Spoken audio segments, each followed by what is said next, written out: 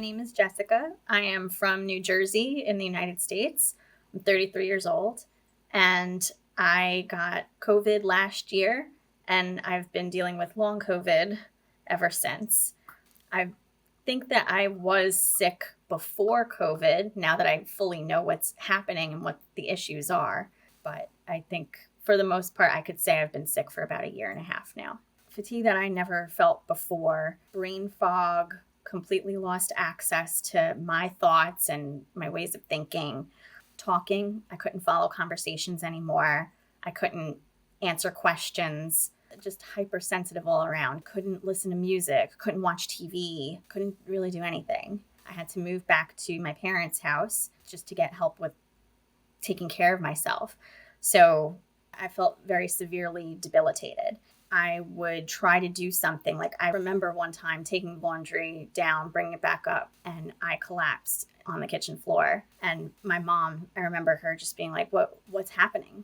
What are you doing? And I was like, I don't know what's happening to me. I would try to do something and I would crumble to the floor. I would try to go into a store with my mom. I couldn't take the lights. I couldn't take the colors or the sounds. So what it looked like, I guess, was I would start to do something normal, and then all I could think of was like just going like this. All of a sudden I had to go inward. I had to close my eyes. I had to shut my ears. I had to just protect myself from the barrage of like sensations coming at me. So my day to day it became very just like housebound and just lost in space. I couldn't watch TV. I couldn't text people. I couldn't go on social media. So I used to work. I had to stop working. I used to drive. I had to stop driving. I used to walk my dog. I had to stop walking. So what I remember the most from that time was just sitting on my couch and just existing. So I was on my way to a doctor's visit with my mom, and she was talking to me about like, if things like don't work out with this cardiologist today, do you know anybody who ever got to the other side of this situation? And I was like, one, I don't know anybody else who has this situation going on. And two, I really don't know anybody. Like, my doctors never told me of anybody who's ever gotten through what I'm going through. So that question of like, do I know anybody else on the other side of this? Like, it really stuck with me that day. And then I got the idea to just start Googling like people who have recovered from long COVID. And then I came across Facebook groups. I came across like, other social media groups. Still Googling, I found a woman in New Jersey, Nikki, who has gone through Recovery Jumpstart. There was like a national news story on her. So I read the article and I watched like a video of it. And I was like, wow, this girl has a lot going on that I do. So I found her on social media and I followed her. And then I saw she had a pinned post on her Instagram, like talking about this program. So I leaned in. I went on your Facebook. I went all over your Instagram, started watching the recovery stories. And I was like, this is it. This is the key. This is what I've been looking for. It's what I've been, hoping for. And people are getting better from this.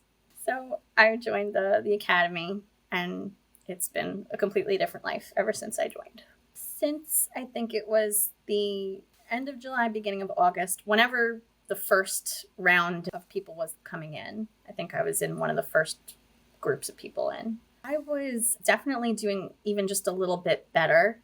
I was able to walk, but not very far. I could go up the stairs maybe once a day, and that was take a step, breathe for about 30 seconds, take another step, breathe for 30 seconds. My eating, I've been continuing to puree everything that I eat because of the hypersensitivity in my throat. So I was still doing that. I could maybe read a little bit, but not like a chapter in a book. And I could work part-time from home doing teletherapy sessions with my clients. Maybe I could do like 4 in a day. That I think gave me like such a boost that I never knew I needed. Just being able to relate to other people going through the same thing I was, you don't feel so lost. You don't feel so hopeless. And it's nice when you have people to cheer you on who actually know what you're going through. It's different than when your parents don't know what's going on with you and they just say, just work on getting better. They love you, they support you, but they weren't walking your path. And just having that sense of somebody sees me, somebody really understands, I think that helped take away like the trauma feeling of it all. The just, I'm unseen while I go through my struggle. Experience with the coaches has been life changing. They educate as much as they support, as much as they provide positivity and light. It's like a personal helpline. Any question I ever had, it always got answered. Anytime I needed extra support, it was there. Their coaching styles too, it was so helpful that they had different coaching styles.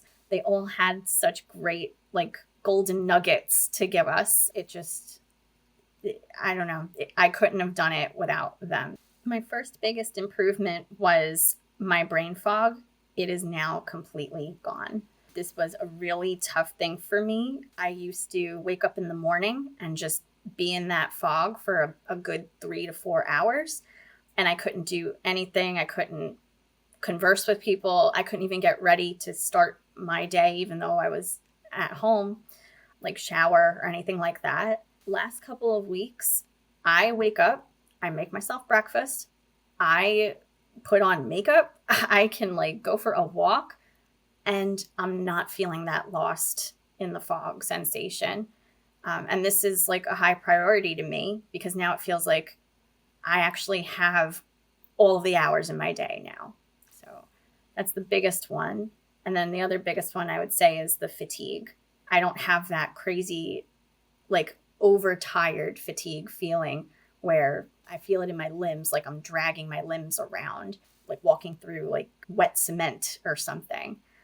Now I feel like a regular tiredness come over me. I can do a couple of chores in the house and then, oh, I feel tired. Let me go sit. Or I could even nap. I couldn't even nap before. Now I can actually nap and feel rested from a nap. So those two big things I think have been the biggest so far.